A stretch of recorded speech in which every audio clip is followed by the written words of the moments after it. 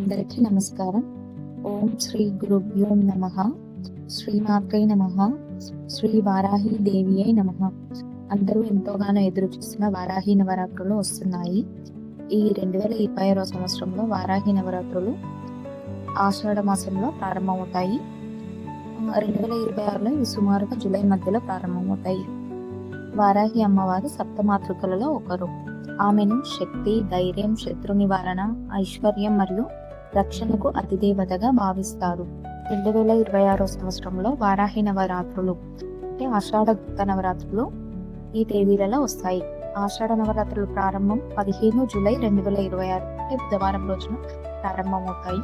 అలాగే 9 రోజులు అనగా 23 జూలై 2026 అనగా గురువారం నవమి రోజుకు పూర్తవుతాయి.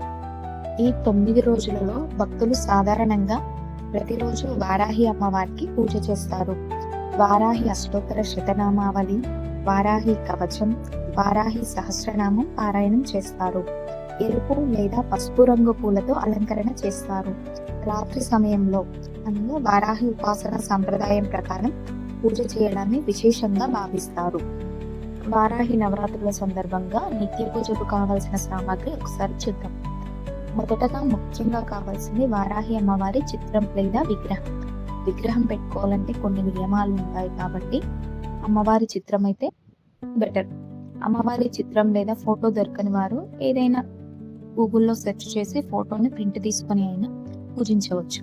అలాగే పసుపు, కుంకుమ, గంధం, ఎర్రటి లేదా పసుపు రంగు పూలు, దీపం, అగరబత్తి, కొబ్బరికాయ, తమలపాకులు, వక్కలు, పండ్లు, నైవేద్యం పాయసం లేదా ఏదో ఒక నైవేద్యం చేయొచ్చు.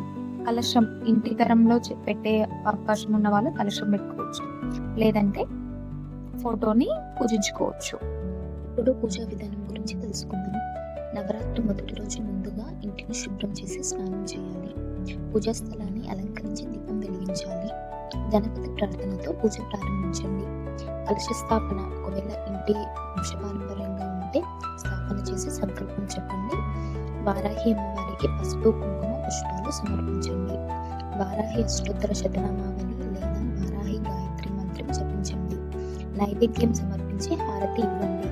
ప్రతిరోజు జపించవలసిన మహిమాన్వితమైన మంత్రం ఓం ఐం గ్లౌం వారాహ్యై నమః. ఓం ఐం గ్లౌం వారాహ్యై నమః. ఓం ఐం గ్లౌం వారాహ్యై నమః. ఈ మూల మంత్రాన్ని భక్తితో ప్రతిరోజు 21 సార్లు కానీ 54 సార్లు కానీ శక్తి మేర 108 సార్లు కానీ జపించాలి. అలాగే ప్రతిరోజు ప్రార్థించాల్సిన సంకల్పంలో భాగంగా కుటుంబ సౌఖ్యం గురించి, ఆర్థిక అభివృద్ధి గురించి, శత్రు నివారణ గురించి, ధైర్యాన్ని, ఆత్మవిశ్వాసాన్ని ప్రసాదించాలని అమ్మవారిని మనస్ఫూర్తిగా వేడుకోవాలి. ముఖ్య గమనిక ఏంటంటే వారాహి నవరాత్రుల్లో ప్రతిరోజుకు వేరువేరు అలంకరణలు లేదా ప్రత్యేక పూజా విధానాలు అన్నవి అన్ని ఆగమాలు లేదా సంప్రదాయాలు నిర్దిష్టంగా పేర్కొనబడలేదు. మీరు మీ కుటుంబ సంప్రదాయం లేదా గురువులు సూచించిన విధానాన్ని అనుసరించడం ఉత్తమం. వారాహి మాత గాయత్రి మంత్రం ఓం శ్యామలాననాయై విద్మహే హలహస్తాయై ధీమహి తన్నో వారాహి ప్రచోదయాత్. ఏ పూజ అయినా ఇలా చేయాలి అలా చేయాలి అన్నట్టుగా ఏముండదు. భక్తితో చేయడమే ఉత్తమోత్తమం. మీకు ఏది రాకపోతే ఒక్కసారి యూట్యూబ్లో కానీ ఏదైనా ఛానల్లో కానీ అమ్మవారి స్తోత్రాలు కానీ మంత్రాలు కానీ ప్లే చేసుకుంటూ భక్తితో విన్నా సరిపోతుంది. అమ్మవారి కృపకు పాత్రలు కాగలరని మనస్ఫూర్తిగా ఆశిస్తూ ధన్యవాదాలు.